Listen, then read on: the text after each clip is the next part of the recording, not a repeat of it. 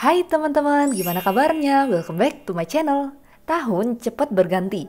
Dalam waktu hari 2023 udah berakhir. Biasanya orang-orang punya goals tersendiri biar bisa lebih baik setiap tahunnya. Kamu tipe yang lakuin ini juga nggak? Kalau biasanya aku punya goals yang muluk-muluk dan berakhir banyak yang belum kesampaian, di tahun 2024 ini aku butuh goals yang lebih tepat. Yang lebih tepat di sini di mana aku bisa hidup lebih ringan, fokus apa yang aku anggap penting dan happy di luar dan di dalam diri. Di video kali ini aku akan share 5 hal yang mesti dilakuin biar bisa menjalani 2024 lebih tenang, happy, dan menjadi pribadi yang sebaik-baiknya. Tonton sampai habis ya! Poin penting yang pertama, bikin to-do list hal-hal yang tertunda. Coba deh, hitung ada berapa hal yang masih ditunda sampai saat ini. Kalau aku sendiri ada banyak, lebih dari 10 list. Ini aku lakuin dengan berdalih, aku sibuk. Jadinya emang gak kepegang. Tapi 10 list itu sadar gak sadar membebani pikiranku setahunan ini. Kepikiran pas bengong, rasa bersalah, dan pasti ada sangkut paut sama keadaan sekarang yang bikin diri sendiri susah. Kebiasaan menunda emang jadi kebiasaan buruk banyak orang. Mikirnya nanti bisa dikerjain. Ya emang bisa, tapi ujung-ujungnya ketumpuk list lain yang bikin pusing. Contoh dari menunda ini misalnya ke dokter gigi buat ngobatin gigi yang berlubang, servis kendaraan pribadi, benerin rumah yang atapnya bocor, atau sesimpel buang tanah di pot tanaman yang udah gak hidup ke taman belakang. Coba deh tulis semua yang jadi pikiran kamu setahunan ini, atau bahkan dari tahun sebelumnya, dan mulai diurus satu persatu. Ini bisa bikin kamu jauh lebih lega dari pikiran dan perasaan buat nyambut 2024. Yang kedua, declutter rumah total dan proses barangnya. Buat orang yang nggak pernah declutter atau membuang barang yang udah nggak kita butuhin itu serem. Seremnya itu karena dipaksa buat mengikhlaskan barang yang selama ini belinya susah. Kata-kata, sayang loh, dulu tuh aku belinya susah. Perasaan itu lebih kuat ikatannya dengan barang dibanding logika kita sendiri. Ini emang berat, tapi aku yakin 1000% kalau kita berani ngelakuin itu, kita akan lega. Yang jadi alasan kedua, kita belum ngelakuin ini karena nggak ada waktu. Atau lebih tepatnya nggak menyempatkan waktu buat ngelakuin ini. Declutter satu rumah full itu emang makan waktu banget. Apalagi kalau ini belum pernah dilakuin dan kita nggak menerapkan konsep masuk satu, keluar dua.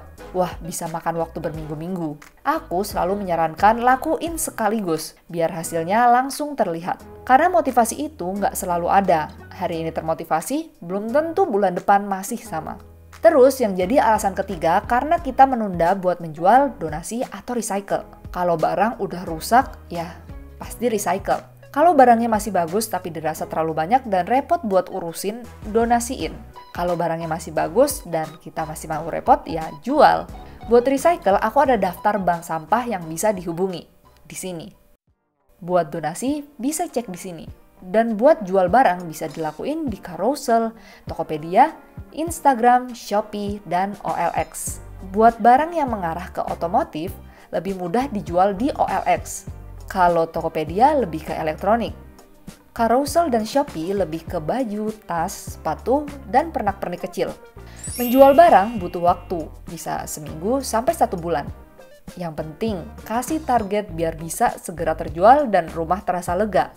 Dari proses declutter dan menjual atau donasiin barang, aku makin sadar kalau banyak barang beneran bikin masalah di hidup.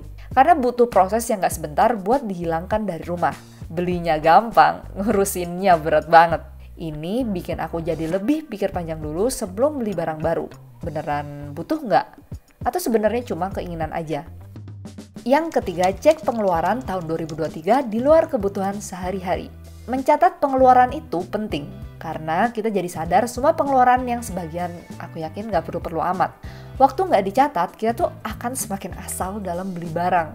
Karena mikirnya, enggak kok, aku nggak seboros itu. Barang ini emang penting. Sebagian mikirnya buat self-love atau healing.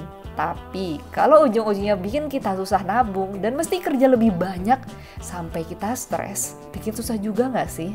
Cycle-nya kayak gitu terus. Tiap tahun biasanya aku list semua kebutuhan non-primer. Karena biasanya ini nilainya besar, bahkan melebihi yang primer buat aku. Terus aku cek apa ini tuh kebutuhan yang perlu banget atau kalau nggak ada, kehidupan tetap berlangsung sekarang ini. Apalagi pembelian di kuarter pertama. Waduh, ini paling ngerasa kurang urgennya ternyata. Setelah aku baca pengeluaran non-primerku ini, aku jadi mikir kalau aku tuh masih boros. Dalam artian yang ku beli nggak memberi manfaat sebanyak yang aku kira. Jadi lebih ke keinginan dibanding kebutuhan. Perasaan bersalah yang emang dialami sendiri ini yang akhirnya bikin aku jauh lebih mikir lagi kalau mau beli barang. Bukan karena judge orang lain, tapi kita sendiri. Kamu pernah nggak ngelakuin ini? Share dengan komen di bawah ya. Yang keempat, invest dari leher ke atas. Aku selalu ngerasa investasi itu harus dalam bentuk barang atau investasi keuangan dari segi deposito, reksadana, dan semacamnya. Tapi ada satu yang lebih penting, investasi ilmu. Yang pernah diomongin dari YouTube Pak Tung Desemwaringin, orang kaya di Indonesia di seri yang ini. Investasi ilmu gak akan sia-sia. Ilmu pun bisa dipelajari dari mana aja. Bisa dapat ilmu gratis lewat YouTube atau platform sosial media lainnya. Bisa juga dari ikut workshop, seminar, bahkan ambil les. Apalagi kalau kita bingung mau bekerja apa dan belum nemu hal yang kita sukain. Investasilah dengan ikut berbagai macam les. Karena tanpa mencoba kita nggak akan tahu. Jadi sebelum beranggapan investasi harus dalam bentuk keuangan, investasilah dulu lewat ilmu. Selalu upgrade diri setiap tahunnya, karena manusia pada hakikatnya mesti terus belajar berapapun umurnya. Yang kelima, bikin goals dalam step kecil. Sebelum ngerti, aku tuh sering bikin goals dalam banyak poin. Bener-bener semua aspek kehidupan dibahas.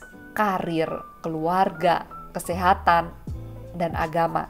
Tapi goalsnya itu terlalu banyak dan muluk-muluk. Akhirnya pikiran jadi kebagi terlalu banyak, terus malah nggak termotivasi karena ngerasa itu susah. Bikin goals dalam bentuk tujuan sah-sah aja, tapi akan lebih baik kalau bikin goals dalam step yang kedengarannya lebih ringan. Misalnya dalam hal kesehatan, aku mau menurunkan kadar lemak di tubuh dan menaikkan massa otot. Menaruh goals secara angka oke-oke aja, tapi yang paling penting, gimana sih biar goals itu bisa tercapai sampai akhir tahun 2024? Misalnya dengan aku rajin olahraga beban setahun ini, 3 kali seminggu aja tapi konsisten sepanjang tahun. Terus dalam segi makanan juga mengurangi gorengan kayak minyak yang mengandung lemak, minuman manis, dan tepung. Boleh makan di saat weekend, itu pun gak berlebihan. Dengan mematok step ini, mencapai goals juga bisa dilakuin lebih mudah. Tapi gak se-stressful kayak 100% gak boleh gorengan, minuman panis, dan tepung. Terus olahraga itu harus setiap hari. Aku pun juga lebih enjoy ngelakuinnya. Mencapai goals itu bukan lari sprint yang harus cepet-cepetan, tapi kayak lari maraton yang gak harus cepet banget, tapi konsisten kecepatannya dari awal sampai akhir. Itulah 5 tips yang jadi penyemangatku di awal tahun, biar gak cepet burnout dan akhirnya menyerah dengan impian-impian aku. Kalau kamu punya tips gitu buat mengawali tahun baru, boleh share dengan komen di bawah ya. Kalau kamu ngerasa postinganku bermanfaat, jangan lupa kamu klik like button dan share video ini ke teman-teman kamu. Thank you for watching. See you on my next video.